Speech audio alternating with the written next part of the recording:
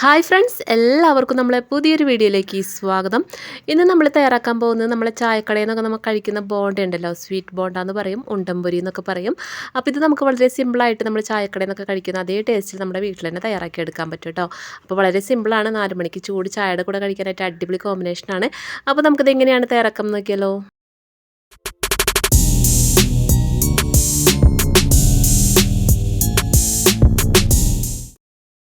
അപ്പോൾ നമുക്ക് ആദ്യം ഉണ്ടംപൊരിക്ക് വേണ്ട മധുരത്തിന് ആവശ്യമായ ശർക്കര ഒന്ന് മെൽറ്റാക്കി എടുക്കാം.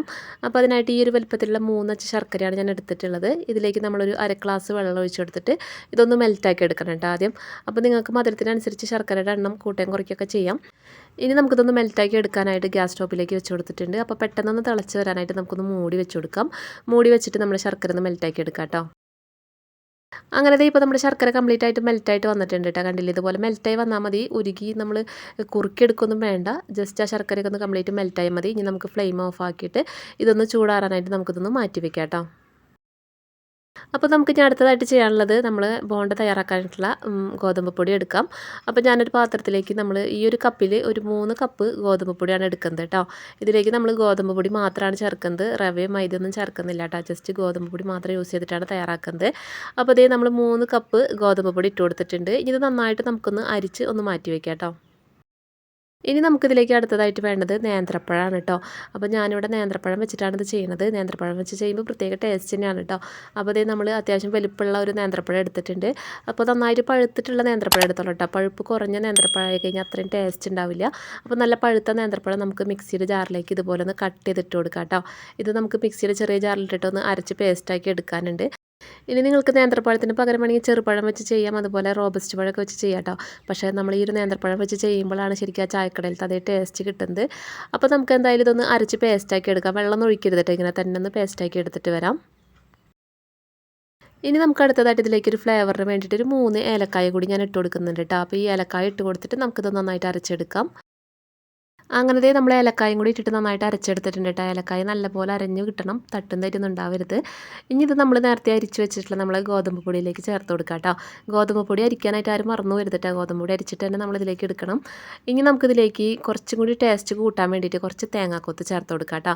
ഞാനിവിടെ ഒരു പിടി തേങ്ങാക്കൊത്താണ് ചേർത്ത് കൊടുക്കുന്നത്. തേങ്ങാക്കൊത്ത് നിങ്ങൾക്ക് വേണമെങ്കിൽ ഒന്ന് ഫ്രൈ ചെയ്തിട്ട് വേണമെങ്കിൽ ചേർക്കാം. ഇങ്ങനെ ചേർത്താലും കുഴപ്പമൊന്നുമില്ല കേട്ടോ. പിന്നെ നമുക്കിതിലേക്ക് ഇതിൻ്റെ മധുരമൊക്കെ ഒന്ന് ബാലൻസിങ് ആവാനായിട്ട് ഒരു നുള്ളു ഉപ്പും കൂടി ചേർത്ത് കൊടുക്കാം കേട്ടോ. പിന്നെ നമ്മൾ അടുത്തതായിട്ട് ഇതിലേക്ക് ഒരു നുള്ളി ബേക്കിംഗ് സോഡ കൂടി ചേർത്ത് കൊടുക്കുന്നുണ്ട്. ബേക്കിംഗ് സോഡ ചേർക്കണം എന്തിനാണെന്ന് വെച്ച് കഴിഞ്ഞാൽ നമ്മുടെ ഈ ഒരു ബോണ്ട് നല്ല സോഫ്റ്റ് ആയിട്ടിരിക്കാനും അതുപോലെ നല്ല ഷേപ്പായിട്ട് വരാനായിട്ടാണ് കേട്ടോ. പിന്നെ നമ്മളിതിലേക്ക് ഒരു 1/2 ടീസ്പൂണ് ജീരകം ഉണ്ടല്ലോ, സാധാ ജീരകം, ചെറിയ ജീരകം എന്നൊക്കെ പറയുന്ന സംഭവം, ഇതും കൂടി ചേർത്ത് കൊടുക്കുന്നുണ്ട്. എന്നിട്ട് നമുക്ക് നല്ലപോലെ മിക്സ് ആക്കി കൊടുക്കാം. നമുക്ക് ഈ സ്പൂൺ വെച്ചിട്ട് ഈ പൊടികളൊക്കെ ഒന്ന് മിക്സ് ആവാനുണ്ട്. അപ്പോൾ നല്ലപോലെ എല്ലാം മിക്സ് ചെയ്തെടുക്കാം കേട്ടോ. ഇനി ഇതിലേക്ക് നമ്മൾ നേരത്തെ മെൽറ്റാക്കി വെച്ചിട്ടുള്ള ശർക്കരപ്പാനി ചേർത്ത് കൊടുക്കാം. ശർക്കരപ്പാനി നന്നായിട്ട് ചൂടാറിയതിന് ശേഷമാണ് കേട്ടോ ഞാനിതിലേക്ക് ഒഴിച്ചു കൊടുക്കുന്നത്. അപ്പോൾ ശർക്കരപ്പാനി ഒഴിച്ചു കൊടുത്തിട്ട് നമുക്കിനി നല്ല പോലെ ഇതൊന്ന് മിക്സാക്കി കുഴച്ചെടുക്കാനുണ്ട്. അപ്പോൾ നമുക്ക് കൈ വെച്ചിട്ട് തന്നെ ഇത് നന്നായിട്ടൊന്ന് കുഴച്ചെടുക്കാം. നല്ലപോലെ കുഴച്ചെടുക്കാം കേട്ടോ. നമ്മൾ ശർക്കരപ്പാനി ഒഴിച്ചത് നനവ് കൂടാതെ പിന്നെ വെള്ളം വേണമെന്നുണ്ടെങ്കിൽ നമുക്ക് കുറച്ചും കൂടി വെള്ളം ഒഴിച്ചിട്ട് നന്നായിട്ട് കുഴച്ചെടുക്കാം കേട്ടോ. അപ്പോൾ നമ്മളിങ്ങനെ കുഴച്ച് വരുമ്പോൾ വെള്ളത്തിൻ്റെ കുറവുണ്ട്. അപ്പോൾ ഞാൻ കുറച്ചും കൂടി വെള്ളം ഒഴിച്ച് കൊടുത്തിട്ടുണ്ട്. അപ്പോൾ നന്നായിട്ട് വെള്ളം ഒഴിച്ചിട്ട് നന്നായിട്ടൊന്ന് കുഴച്ചെടുക്കണം. അങ്ങനത്തെ നമ്മളെ മാവ് നമ്മൾ കുഴച്ചെടുത്തിട്ടുണ്ട് കേട്ടോ. കണ്ടില്ലേ, ഈ ഒരു പരുവത്തിലാണ് നമ്മളിത് കുഴച്ചെടുക്കേണ്ടത്. ഒരുപാട് ലൂസും അല്ല എന്നാൽ ഒരുപാട് അങ്ങോട്ട് തിക്കൊല്ലാത്ത രീതിയിൽ ഈ ഒരു പരുവത്തിൽ കേട്ടോ. നമ്മളിങ്ങനെ കൈ കൊണ്ട് എടുത്തിട്ട് നമുക്കിങ്ങനെ ബോൾസാക്കി എടുക്കാൻ പറ്റണം. ഇതാണ് കേട്ടോ അതിൻ്റെ കറക്റ്റ് ഒരു കൺസിസ്റ്റൻസി എന്ന് പറഞ്ഞാൽ. ഇതുപോലെ നമുക്ക് പിച്ചി എടുത്തിട്ട് ഇങ്ങനെ ഇടാൻ പറ്റണം കേട്ടോ. ഒലിക്കുന്ന രീതിയിലാവരുത്. ഇത് നമ്മളിനി കുറച്ച് നേരം റെസ്റ്റ് ചെയ്യാനും കൂടി വെക്കുന്നുണ്ട്. അപ്പോൾ റെസ്റ്റ് ചെയ്യാൻ വെക്കുമ്പോൾ ഇത് കുറച്ചും കൂടി ഒന്ന് സോഫ്റ്റ് ആയിട്ട് വരും കേട്ടോ.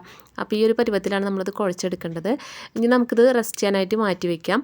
അപ്പോൾ ഞാനിവിടെ ഒരു 2 മണിക്കൂർ മിനിമം ഇത് റെസ്റ്റ് ചെയ്യാൻ വെക്കുന്നുണ്ട്. നിങ്ങൾക്ക് ടൈം ഉണ്ടെങ്കിൽ 3-4 മണിക്കൂർ വെക്കുന്നത് നന്നായിരിക്കും കേട്ടോ. അപ്പോൾ ഞാൻ എന്തായാലും ഒരു 2 മണിക്കൂർ ഇതൊന്ന് റെസ്റ്റ് ചെയ്യാനായിട്ടൊന്ന് മാറ്റി വയ്ക്കുകയാണ് കേട്ടോ. അങ്ങനെ നമ്മളൊരു 2 മണിക്കൂറായിട്ടുണ്ട് നമ്മൾ ഈ ഒരു മാവ് റെസ്റ്റ് ചെയ്യാൻ വെച്ചിട്ട് കേട്ടോ. നമ്മുടെ മാവ് ഇതേ നല്ല സോഫ്റ്റായിട്ടൊക്കെ വന്നിട്ടുണ്ട്. നന്നായിട്ട് സോഫ്റ്റായിട്ടൊന്ന് ചെറുതായിട്ടൊന്ന് വീർത്തൊക്കെ വന്നിട്ടുണ്ട് കേട്ടോ. അപ്പോൾ കുറച്ചും കൂടി ടൈം വെച്ചാൽ കുറച്ചും കൂടി നന്നായിട്ട് സോഫ്റ്റായിട്ട് കിട്ടും. അപ്പോൾ നമുക്കിനി നമ്മൾ ബോണ്ട ഫ്രൈ ചെയ്തെടുക്കാം കേട്ടോ. അപ്പോൾ അതിനായിട്ട് ഞാൻ ആദ്യം കൈയിൽ നിന്ന് നനച്ചെടുക്കുന്നുണ്ട്. ഇതുപോലെ കൈ ആദ്യം നനച്ചതിന് ശേഷം നമ്മൾ റെഡിയാക്കി വെച്ചിട്ടുള്ള മാവിൽ നിന്ന് കുറേശ്ശെ എടുത്തിട്ട് നമുക്ക് ബോൾസാക്കി എടുക്കാം. അപ്പോൾ നമ്മൾ കൈമേലൊന്നും ഒട്ടിപ്പിടിക്കില്ല കേട്ടോ. അല്ലെങ്കിൽ നമ്മൾ കൈമ ഒട്ടിപ്പിടിക്കും. പിന്നെ നമുക്ക് കൈമ എണ്ണ പരട്ടിയിട്ടൊന്നും ആക്കണ്ട, ജസ്റ്റ് വെള്ളത്തിലൊന്ന് കൈയൊന്ന് മുക്കിയാൽ മതി. അപ്പോൾ കൈമ ഒട്ടിപ്പിടിക്കാതെ നമുക്ക് സിമ്പിളായിട്ട് നമുക്ക് ഷേപ്പ് ചെയ്തെടുക്കാൻ പറ്റും കേട്ടോ.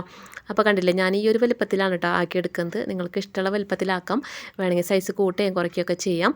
ഇനി ഇത് നമുക്ക് ചൂടായ എണ്ണയിലേക്ക് ഇട്ടിട്ട് ഫ്രൈ ചെയ്തെടുക്കാം. പിന്നെ ഫ്രൈ ചെയ്യുമ്പോൾ ഒരു കാര്യം പ്രത്യേകം ശ്രദ്ധിക്കാനുള്ളത് നമ്മൾ ഒരു മീഡിയം ഫ്ലെയിമിൽ വെച്ചിട്ട് വേണം ഫ്രൈ ചെയ്തെടുക്കാനായിട്ട്. ഫ്ലെയിം ഒട്ടും കൂട്ടി വെക്കരുത്, എന്നാൽ ഒട്ടും കുറയ്ക്കാനും പാടില്ല കേട്ടോ.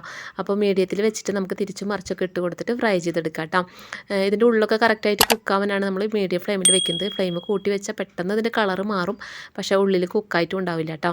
അപ്പോൾ ഇതിപ്പോൾ ഏകദേശം സെറ്റായി തുടങ്ങിയിട്ടുണ്ട്. നമുക്ക് തിരിച്ചും മറിച്ചൊക്കെ ഇട്ട് കൊടുക്കാം. നല്ലൊരു ബ്രൗൺ കളർ ആവണുണ്ട്, ലൈറ്റ് ബ്രൗൺ കളർ ആകുമ്പോൾ നമുക്ക് എടുക്കാവുന്നതാണ്. എന്നാലാണ് കറക്റ്റായിട്ട് ഉള്ളൊക്കെ കുക്കായിട്ടുണ്ടാവുള്ളൂ കേട്ടോ. അപ്പോൾ നമുക്കിത് നന്നായിട്ട് ഫ്രൈ ചെയ്തെടുക്കാം.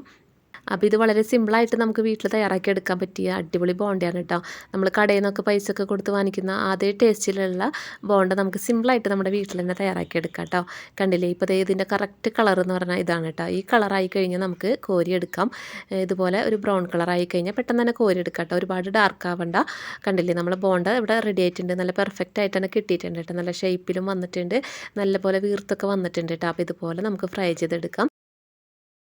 അങ്ങനെ നമ്മൾ ബോണ്ട കംപ്ലീറ്റ് നമ്മളിവിടെ ഫ്രൈ ചെയ്തെടുത്തിട്ടുണ്ട്. ഈ ഒരു അളവിൽ 11 എണ്ണമാണ് എനിക്ക് തയ്യാറാക്കി എടുക്കാൻ പറ്റിയത് കേട്ടോ. നല്ല ടേസ്റ്റി ആയിട്ടുള്ള നമ്മൾ കടയിൽ നിന്നൊക്കെ വാങ്ങിക്കുന്ന അതേ ടേസ്റ്റിലുള്ള അടിപൊളി ബോണ്ടയാണ്.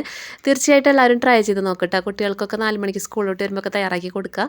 അപ്പോൾ എല്ലാവരും ട്രൈ ചെയ്തിട്ട് ഫീഡ്ബാക്സ് ഒക്കെ കമൻറ്റിലൂടെ അറിയിക്കുക. പിന്നെ വീഡിയോ ഇഷ്ടമായിട്ടുണ്ടെങ്കിൽ മടിക്കാതെ ഒന്ന് ലൈക്ക് ചെയ്ത് നിങ്ങളുടെ കുക്കിംഗ് ഇൻട്രസ്റ്റഡ് ആയിട്ടുള്ള ഫ്രണ്ട്സിനും ഫാമിലിക്കും നമ്മുടെ ഈ വീഡിയോ ഒന്ന് ഷെയർ ആക്കി കൊടുക്കുക. പിന്നെ നമ്മുടെ ചാനൽ സബ്സ്ക്രൈബ് ചെയ്യാത്ത ആരെങ്കിലും ഈ വീഡിയോ കണ്ടുകൊണ്ടിരിക്കുകയാണെങ്കിൽ പ്ലീസ് മടിക്കാതെ ഒന്ന് സബ്സ്ക്രൈബ് ചെയ്ത് സപ്പോർട്ട് ചെയ്യണം കേട്ടോ. സബ്സ്ക്രൈബ് ചെയ്യുമ്പോൾ ബെല്ലൈക്കൺ എനേബിൾ ചെയ്യാനായിട്ട് ആരും മറന്നു പോകരുത്. അപ്പോൾ ഇൻഷാ അല്ലാഹ് ഇതുപോലെ നല്ല ടേസ്റ്റിയും വെറൈറ്റിയും ആയിട്ടുള്ള അടിപൊളി റെസിപ്പീസും ടിപ്സുകളൊക്കെ ആയിട്ട് നമുക്ക് മറ്റൊരു വീഡിയോയിലൂടെ വീണ്ടും കണ്ടുമുട്ടാം.